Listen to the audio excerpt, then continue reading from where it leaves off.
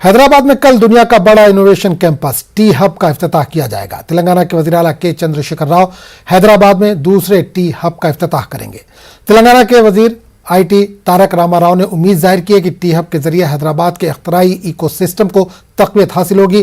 KTR ने कहा कि टी हब का नया मरकज 3.5 लाख मुरब्बा फीट पर मुश्तमिल है और इम्कान है कि हिंदुस्तान का सबसे बड़ा प्रोटोटाइप मरकज होगा। टी हब की तामीर पर 276 करोड़ खर्च किए गए हैं और इसमें 1500 स्टार्टअप काम करेंगे। कहा जा रहा है कि टी हब के जरिए 2500 अफराद को मुलाजमत हासिल हुई है। टी हब दरअसल हुकूमत तेलंगाना के अलावा 3 तालीमी इदारों International Institute of Information Technology, Indian School of Business और National Academy of Legal Studies and Research के इश्तराक का नतीजा है। इसके अलावा एक खानगी पार्टनर भी इसमें शामिल है। टी हब में दफातर और मीटिंग के लिए जगह किराए पर दस्तयाब है। इसके अलावा मेंटर्स और सरमायाकारों से राब्तों के मौके दस्तयाब होते हैं और टेक्नोलॉजी शोबे की स्टार्टअप कंपनियां इस्तेफादा कर सकेंगी।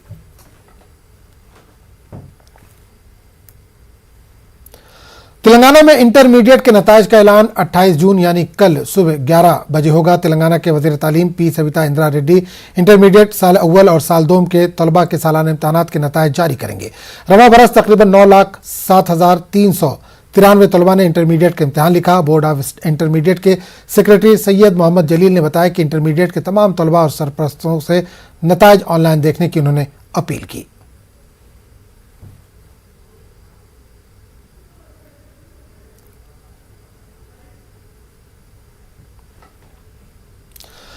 तेलंगाना हाईकोर्ट ने नए चीफ जस्टिस उज्जवल भोइया के मंगल को राजभवन में हलफ बर्दारी तकरीब होगी। रियासती गवर्नर डॉक्टर टी सौंदर्य राजन ने नए चीफ जस्टिस को 10:30 बजे दिन में हलफ दिलाएंगी।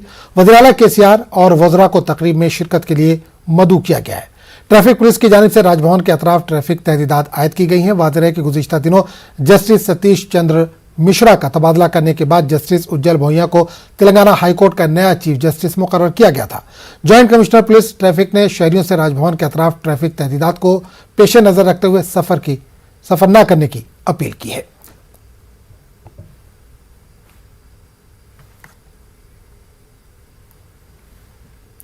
अट्ठाईस जून को रैतू बंधु स्कीम के नवे मरहले का आगाज होगा। तेलंगाना हुकूमत की जानिब से इस स्कीम के तहत किसानों रास्त तौर पर उनके बैंक खातों में रकम जमा की जाएगी। रैतू बंधु स्कीम के तहत किसानों को फी एकड़ अराजी पर सालाना 10,000 रुपए की मालियत दी जाएगी। रियासत के 50,000 से ज्यादा किसानों के खाते में ये रकम जमा की जाएगी, जिसके लिए रियासती हुकूमत ने 4,150 करोड़ रुपए की रकम को मंजूरी दी है। तेलंगाना के वज़ीर आला केसीआर ने रियासती चीफ सेक्रेटरी को रैतू बंधु स्कीम के लिए तैयारी मुकम्मल करने की हिदायत दी है। अपोजिशन के सदारती उम्मीदवार यशवंत सिन्हा ने अपना पर्चा नामजदगी दाखिल किया। तेलंगाना की बरसर इख्तिदार टीआरएस ने भी यशवंत सिन्हा की तायद का फैसला किया। यशवंत सिन्हा के पर्चा नामजदगी दाखिल करते वक्त टीआरएस के वर्किंग सदर केटी रामाराव मौजूद रहे। केटीआर के साथ अरकान पार्लियामेंट एन नागेश्वर राव और रंजीत रेड्डी के अलावा सुरेश रेड्डी, वेंकटेश, बीबी पाटिल और प्रभाकर रेड्डी भी मौजूद रहे। वादा है कि सदारती इंतखाबात के लिए ममता बनर्जी की मीटिंग में टीआरएस ने शिरकत नहीं की थी और कहा था कि कांग्रेस के साथ टीआरएस स्टेज शेयर नहीं करेगी। केटीआर ने कहा कि इनकी पार्टी यशवंत सिन्हा को कामयाब बनाने की कोशिश करेगी। इन्होंने बीजेपी को तनकीद का भी निशाना बनाया। అభ్యర్థిని నిర్ద్వందంగా తిరస్కరిస్తూ ఖచ్చితంగా ఎవరైతే ఈ రోజు ఆ పార్టీ అభ్యర్థిని ఓడించడానికి అన్ని విపక్షాలు కూడా కలిసి ముందుకొచ్చిన సందర్భంగా తప్పకుండా భారతీయ జనతా పార్టీ తీసుకున్న నిర్ణయానికి వ్యతిరేకంగా, వారి నిరంకుశ విధానానికి వ్యతిరేకంగా, అప్రజాస్వామిక వైఖరికి వ్యతిరేకంగా, రాజ్యాంగాన్ని తుంగలో దొక్కుతున్న వైనానికి వ్యతిరేకంగా, ఈ దేశంలో అంబేద్కర్ రాసిన రాజ్యాంగాన్ని కాలరాసి నరేంద్ర మోడీ రాజ్యాంగాన్ని నడుపుతున్నందుకు వ్యతిరేకంగా, మరి రాజ్యాంగంలో ఉండే అత్యున్నతమైన పదవి రాష్ట్రపతి పదవి కాబట్టి ఆ పదవికి భారతీయ జనతా పార్టీ ప్రతిపాదిస్తున్న అభ్యర్థిని ఖచ్చితంగా వ్యతిరేకిస్తూ విపక్షాలు ఎవరినైతే బలపరుస్తూ ఉన్నాయో వారిని మేము కూడా మరి బలపరుస్తూ ముందుకొచ్చాం. వారిని తప్పకుండా అన్ని రకాలుగా జూలై 18న జరిగే ఎలక్షన్లో వారికి మా ఓటు తప్పకుండా అందిస్తాం. ఇంకా ఏమైనా అవకాశం ఉంటే డెఫినెట్గా ఇతర పార్టీలకు కూడా విజ్ఞప్తి చేస్తాం. మీరు కూడా ఆలోచించండి, ఎందుకంటే భారతదేశం ఎటువైపు నుంచి ఎటువైపు పోతున్నది అనేది కూడా ఆలోచించవలసిన అవసరం ఉందని చెప్పి తెలియజేస్తూ ప్రజాస్వామ్యాన్ని కాపాడే విధంగా రాజ్యాంగాన్ని పరిరక్షించే విధంగా సిన్హా గారు పనిచేసినట్టయితే బాగుంటుంది అనే అభిప్రాయాన్ని వారు వ్యక్తం చేసినప్పుడు సహజంగా వారితో ఏకీభవిస్తూ మమతా బెనర్జీ గారితో శరద్ పవార్ గారితో ఏకీభవిస్తూ ఈరోజు వారికి మద్దతు చెప్పడానికి మేము ముందుకు వచ్చాం. సరే మేము మద్దతు ఇస్తున్నాం, ఇంకా ఎవరైనా కూడా మద్దతు ఇస్తుండవచ్చు, మాకు దాంతో నిమిత్తం లేదు. యాజ్ అ పార్టీ మేము తీసుకున్న డెసిషన్ ఏంటంటే TRS as a party we're supporting Yashwant Sinha's candidature, will stand by him, will vote for him and we're hoping he'll get elected. Telangana BJP सदस्य बंडी संजय ने तेलंगाना हुकूमत पर इल्जाम लगाया कि रियासती हुकूमत 3 जुलाई को सिकंदराबाद परेड ग्राउंड में होने वाली बीजेपी के ओपन हाउस मीटिंग को रोकने की कोशिश कर रही है. बंडी संजय ने आज सिकंदराबाद परेड ग्राउंड पर पीएम मोदी के रैली पर भूमि पूजन की. इन्होंने कहा कि 3 जुलाई के प्रोग्राम में 10 लाख अफराद की शिरकत मुतवक्का है. इन्होंने इल्जाम लगाया कि बीजेपी की बढ़ती ताकत से टीआरएस खौफजदा है. इन्होंने कहा कि टीआरएस पार्टी के जवाल शुरू हो चुका है. इन्होंने उम्मीद जाहिर की कि आने वाले इंतखाबात में बीजेपी रियासत में बरसरे इख्तिदार आएगी. మేము మా పార్టీ సమావేశం నిర్వహించుకుంటాం. ఆందోళన కార్యక్రమం కాదు ఇది, నిరసన కార్యక్రమం కాదు ఇది. నువ్వు అట్లా అనుకుంటావు, అట్లా భయపడుతున్నట్టు రాష్ట్ర ముఖ్యమంత్రి. ఇది నాకు వ్యతిరేకంగా పెడుతున్నారు అని భయం ఉన్నట్టు నీకు. నేను పట్టించుకుంటాము, నేను ఎవరు పట్టించుకోండి. నేను కూడా మేము తెలంగాణ ప్రజలకు స్పష్టమైన మా పార్టీ పాలసీని ప్రకటించడానికి. తెలంగాణ రాష్ట్రంలో ప్రజలు ఇబ్బంది పడుతున్నారు కాబట్టి, నీ మూర్ఖత్వ పాలనలో తెలంగాణ రాష్ట్రంలో ప్రజలు అన్యాయానికి గురవుతున్నారు కాబట్టి, శాంతి భద్రత సమస్య క్షీణించింది కాబట్టి, ఈ విషయంలో మేము ప్రజలను జాగృతం చేయడానికి, ప్రజలను చైతన్యవంతం చేయడానికి, ప్రజలను ఆలోచింపజేయడానికి మాత్రమే ఈ సమావేశాన్ని, ఈ భారీ బహిరంగ సభను ఏర్పరుస్తున్నాం. మా జాతీయ కార్మిక సమావేశాలను ఈ తెలంగాణ రాష్ట్రంలో ఏర్పాటు చేస్తున్న విషయాన్ని ఒక్కసారి గుర్తుంచుకోవాల్సిందిగా అప్పీల్ చేస్తూ ఈ భారీ బహిరంగ సభను విజయవంతం చేయాల్సిందిగా తెలంగాణ రాష్ట్ర ప్రజలకు విజ్ఞప్తి చేస్తా ఉన్నాం. तेलंगाना के वजीर आईटी तारक रामाराव ने मरकजी हुकूमत को तनकीद का निशाना बनाया. इन्होंने बीजेपी की मरकजी क़यादत से और वज़ीर आज़म से सवाल किया कि 8 सालों में आपने तेलंगाना के लिए क्या किया, इस पर वाइट पेपर जारी करें.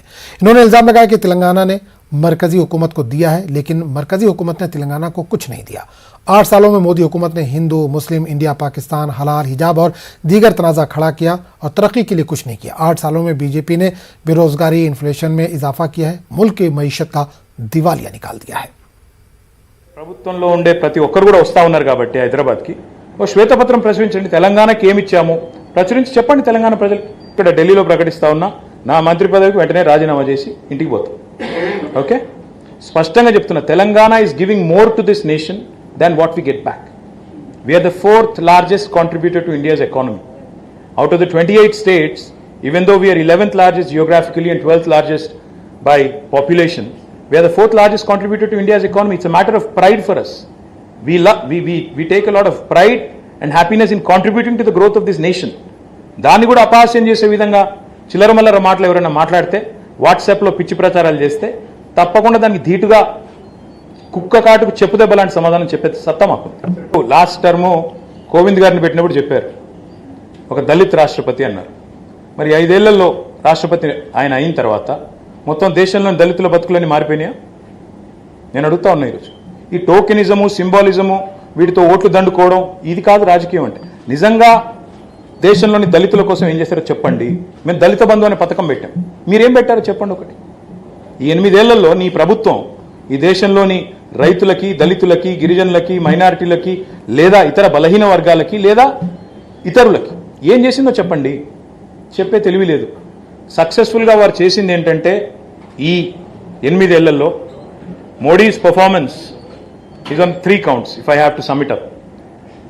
If you look at the numbers, highest unemployment in the last 45 years, highest inflation in 30 years, and highest LPG price in the world. ఇది మోడీ గొప్పతనం. 100 కోటి లక్షల కోట్లు, మరి ఆ నెంబర్లు కూడా అర్థం కావాలి అని అంత అప్పు చేసి దేశాన్ని దివాలా తీసి ఏం చేసినవా అంటే చెప్పుకోవడానికి ఏమీ లేదు. డొల్ల మాటలు, సొల్లు పురాణం తప్ప ఏమీ లేదు. మళ్ళీ ఏమనంటే హిందూ ముస్లిం మసీదులు దౌదాం, హిందూ ముస్లిం, ఇండియా పాకిస్తాన్ బంగ్లాదేశ్, ఈ చిల్లర మాటలు తప్ప విషయం లేదు. విషయం తప్ప విషయం అయితే లేదు. విషం జిమ్ముడు మాత్రం వచ్చు బాగా దండిగా. తెల్లారు లేస్తే హలాలు, హిజాబు, ఇంకోటి తప్ప మంచిగా మీనింగ్ఫుల్ పని, నిర్మాణ పరంగా ఫలానా చేశాం. నేను చెప్తాను ఇప్పుడు చెప్పమంటే, ప్రపంచంలోనే అతిపెద్ద లిఫ్ట్ ఇరిగేషన్ ప్రాజెక్ట్ కట్టింది తెలంగాణ. నువ్వు చెప్పు, ఒక ప్రాజెక్ట్ పెట్టినావా ఇరిగేషన్ ప్రాజెక్ట్ దేశంలో? పోలవరం అన్న పూర్తి చేసినావా? జాతీయ ప్రాజెక్ట్ హోదా ఇచ్చినావు కదా, పూర్తి చేసినావా? सदर कुल हिंद मजलिस इत्तेहादुल मुस्लिमीन असदुद्दीन अवैसी ने उत्तर प्रदेश ज़िमनी इंतखाबात में बीजेपी की कामयाबी पर अपना रद्द-ए-अमल जाहिर किया। अवैसी ने कहा कि बीजेपी को हराने के लिए समाजवादी पार्टी के पास न ताकत है और न ही अहलियत है। उन्होंने मुसलमानों से अपने वोट को ज़ाया न करने की अपील की और आज़ाद मुस्लिम लीडरशिप को तैयार करने पर जोर दिया। अवैसी ने MIM पर तनकीद करने वाली पार्टियों से सवाल किया कि आजमगढ़ और रामपुर में बीजेपी की जीत का जिम्मेदार कौन है। समाजवादी पार्टी में ना तो काबिलियत है ना अहलियत है बीजेपी को शिकस्त देने के लिए, और मैं उत्तर प्रदेश के अल्पसंख्यक समाज, दलित और मुसलमानों से, और ख़ास तौर से हिंदी हार्टलैंड के मुसलमानों से अपील करूंगा कि वो अपने वोट को ज़ाय ना होने दें और ऐसे निकम्मी पार्टियों का साथ ना दें जो बीजेपी को हरा नहीं सकते। वो सिर्फ आपको धोखा देकर आपका वोट हासिल कर लेते हैं और नतीजा ये निकलता है कि बीजेपी जीत जाती है।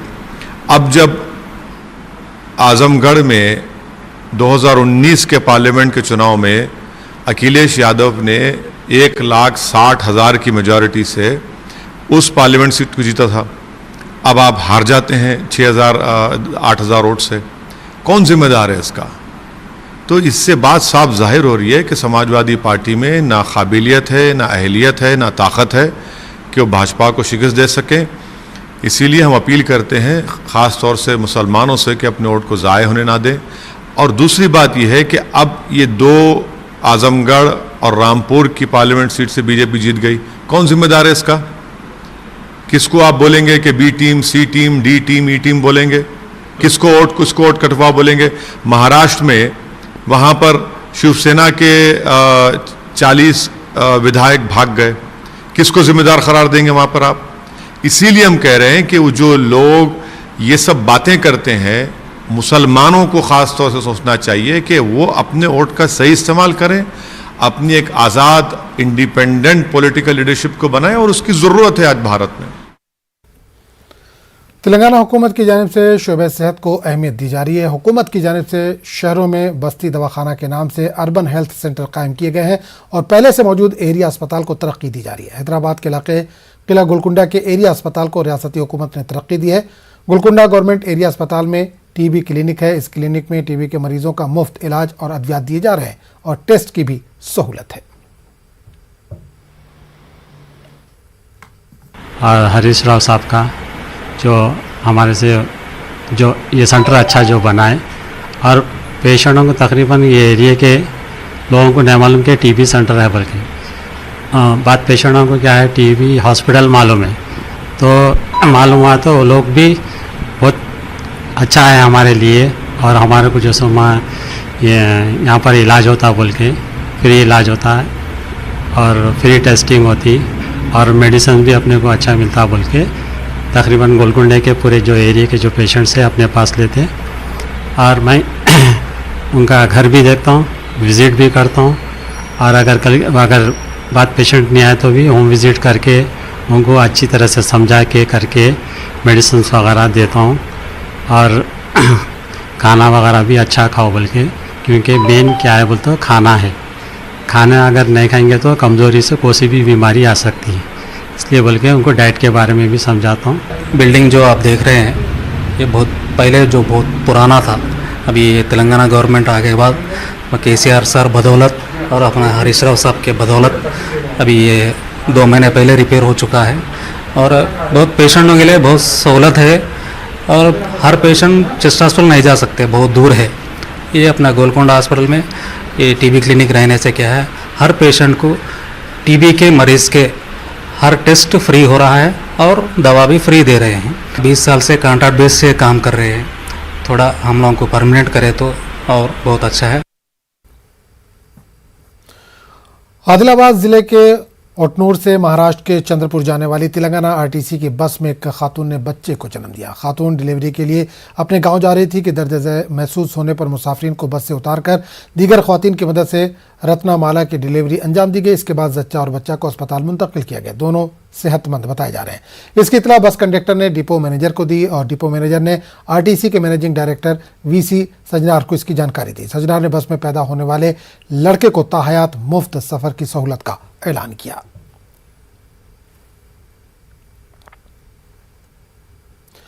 निजामाबाद के करीब सड़क हादसा, कोटला के दो नौजवान कार में जिंदा जलकर राख हो गए। यह हादसा निजामाबाद जिले के विलपोर क्रॉस रोड पर पेश आया। कोटला से आरमोर जाने वाली ऑल्टो कार एक ठहरी हुई लॉरी से टकरा गई। तेज रफ्तार कार लॉरी से टकराने के बाद शोलापोश हो गई और कार में सवार दो नौजवान जिंदा जलकर राख हो गए। यह हादसा इतवार की रात 1 बजे के बाद पेश आया। दूसरी गाड़ियों ने 100 नंबर पर फोन करते हुए इसकी इत्तला दी। पुलिस और फायर इंजन वहां पहुंचे, तब तक दोनों जलकर राख हो चुके थे। कार के नंबर प्लेट से कार में सवार अफराद की शिनाख्त की गई। पुलिस ने मामला दर्ज कर लिया है, जांच जारी है।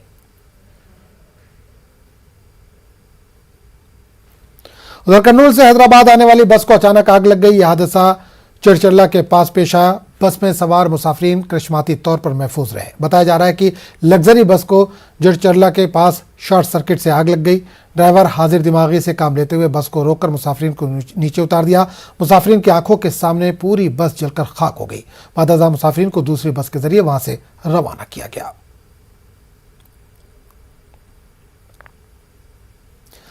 तेलंगाना में सनसनी फैलाने वाले जुबली हिल्स इज्तिमाई इस्मत दरी मामले के मुलजिमीन के डीएनए टेस्ट की नामपल्ली कोर्ट ने इजाजत दे दी है, जिसके बाद पुलिस मुलजिमीन के डीएनए के नमूनों को हासिल करने के लिए इनको फॉरेंसिक ले गई। जुर्म के लिए इस्तेमाल कार से शवाहिद को जमा किया गया है। वाज़ेह है कि 28 मई को पेश आए इस्मत दरी के मामले में पुलिस ने 6 मुलजिमीन को हिरासत में लिया है। इस्मत दरी में अहम शख्सियत के लड़के मुलविस हैं। खबरों का सिलसिला जारी रहेगा, लेकिन एक